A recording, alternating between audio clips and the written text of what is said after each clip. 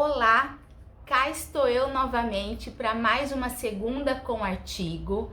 Dessa vez trazendo um artigo que fala sobre sarcopenia, disfagia em pacientes idosos. E eu já vou começar. Naturalmente, assim como os demais, a referência desse artigo vai estar na legenda desse post de feed. E eu vou trazer esse artigo da Disfagia de abril de 2020, ou seja, um artigo também recente, a gente continua aí nessa pegada. E é um artigo que vem trazer a relação entre disfagia e sarcopenia e uma avaliação geriátrica mais abrangente. Então, a primeira coisa que eu quero pontuar, esse artigo tem 5 autores. E quando a gente vai ler um artigo, uma coisa muito importante é olhar quem são esses autores. Não só em termos de nome, mas em termos de formação, de profissão. Por exemplo, aqui eu tenho 5 médicos. Pela forma como está descrito os departamentos, eu imagino que sejam 5 geriatras, tá? Mas aí sou eu supondo. Isso faz diferença. Isso faz diferença entender o que eles usaram para chamar de disfagia ou não, como eles vão discutir, como eles vão concluir esse resultado, tá bom? Então, isso que eu vou discutir agora, essa pesquisa, esse estudo, ele veio aí através de médicos geriatras, tá bom?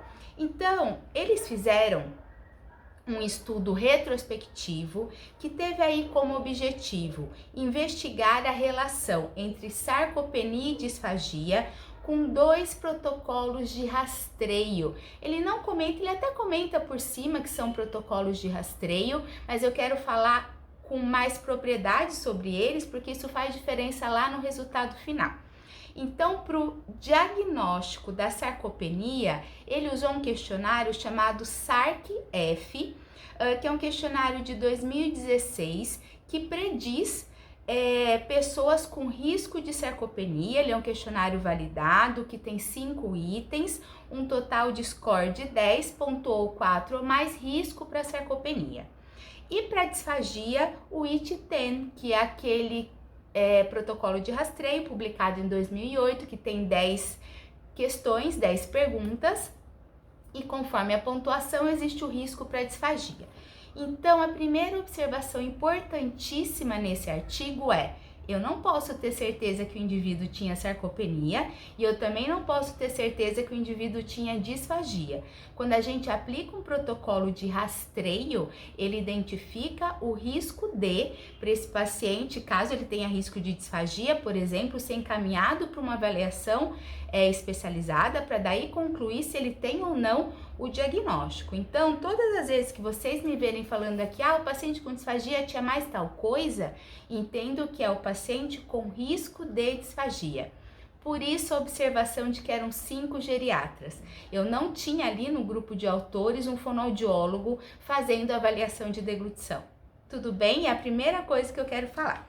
Então, o objetivo desse estudo foi investigar a relação da sarcopenia e disfagia, lê-se risco de sarcopenia e risco de disfagia, através desses 2 protocolos de rastreio, no contexto de uma avaliação geriátrica abrangente e comparar os desfechos clínicos de uma série de dados em pacientes disfágicos com ou sem sarcopenia. O que eles fizeram de método? É um estudo retrospectivo com pacientes ambulatoriais maiores de 60 anos, foram excluídos aqueles pacientes de mobilidade muito restrita, demência grave, câncer de cabeça e pescoço, e aí ele coloca uma observação que lá na frente eu vou ficar um pouco confusa, mas vou falar para vocês. Eles excluíram as doenças agudas com impactos funcionais. Fiquem com essa informação. E aí eles pegaram os dados de prontuário, o IT-10, que é o protocolo de rastreio da disfagia, o SARC-F, o protocolo, não sei se é assim que fala, tá? A sigla é essa. O protocolo de rastreio da sarcopenia, medidas antropométricas, valores laboratoriais, principalmente albumina, hemoglobina, triglicerídeos, colesterol total. Eles usaram 2 escalas para mensurar a atividade de vida diária, a independência na atividade de vida diária, a ADL e a IADL, para verificar as questões de humor. Eles verificaram os resultados da aplicação da escala a escala geriátrica de depressão, a GDS, para cognição, os resultados da aplicação do Mini Mental, e para o status nutricional, um questionário que chama Mini Nutritional Assessment Short Form, MNASF, tá? Então, eu já vou falar que mais eles coletaram, mas só o que eles explicam, e eles explicam cada um desses questionários, já vale a leitura desse artigo. Conhecer as escalas, o que pode associar-se ou não ao idoso. Eles mensuraram, pegaram os dados da mensuração do hand grip, sabe aquele instrumento que mensura a força muscular através do aperto das mãos? Um teste de performance muscular que eu não conhecia, já tinha ouvido falar, mas tinha esquecido, que é o Time Up and Go, a sigla é TUG, que é um teste que o idoso fica sentado em uma cadeira com determinada altura, não precisa ser só idoso, tá? E aí o avaliador fala vai, ele tem que ir até determinada distância, retorna e senta de novo, e se mensura o tempo que ele faz isso. Todos esses dados retrospectivos foram cruzados entre si para verificar qual a diferença entre eles, se tinha aí alguma relação, sendo esse idoso disfágico, sarcopênico, disfágico e sarcopênico. Resultados. São dados retrospectivos de 512 pacientes com uma média de idade de 72,1 anos. E aí, eles tinham ali paciente, por isso que eu não entendi aquela observação nos métodos, com diabetes mellitus, Parkinson, AVC, DPOC, uma série de patologias. Então, não estamos falando somente de idosos sem patologias prévias, tá? Percentual encontrado, com IT-TEM, risco de disfagia, 23% dos pacientes, 40,6% dos pacientes com risco de sarcopenia. Claro que ele chama de disfagia e sarcopenia, eu vou parar de pôr o risco na frente, que sou eu interpretando, né?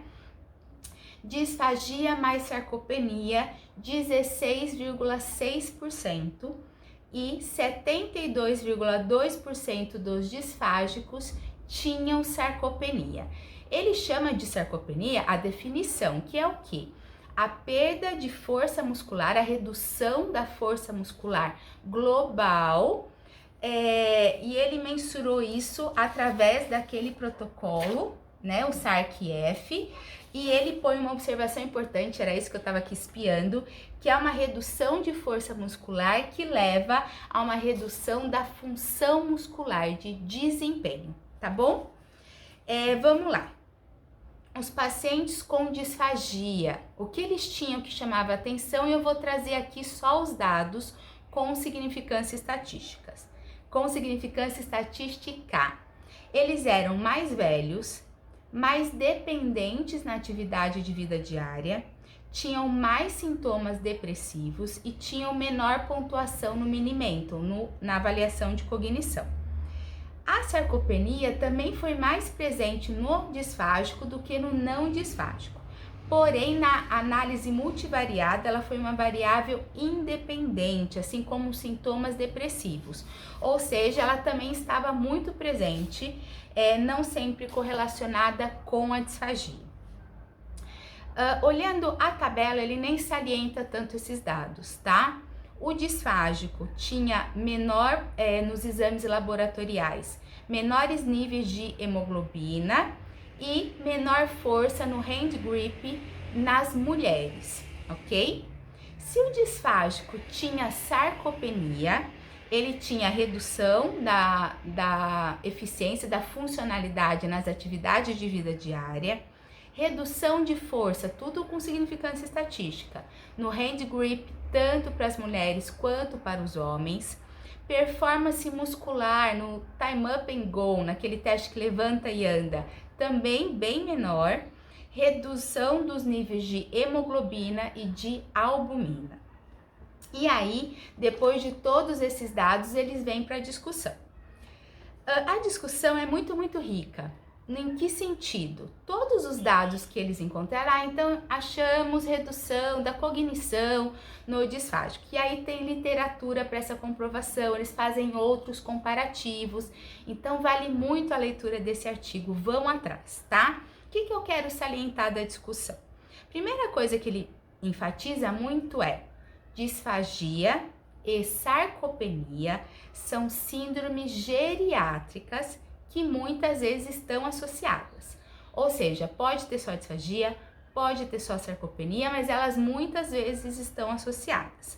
E eles falam que as síndromes geriátricas, eles dão outros exemplos como a depressão e a desnutrição, elas são síndromes que têm influência uma sobre a outra, elas coexistem no paciente idoso. E eles comentam que embora eles não avaliaram a deglutição e também não avaliaram especificamente a força muscular relacionada à deglutição, os achados aqui nos resultados desse estudo, eles definem, e eu vou concordar com isso, a forte relação entre sarcopenia e disfagia.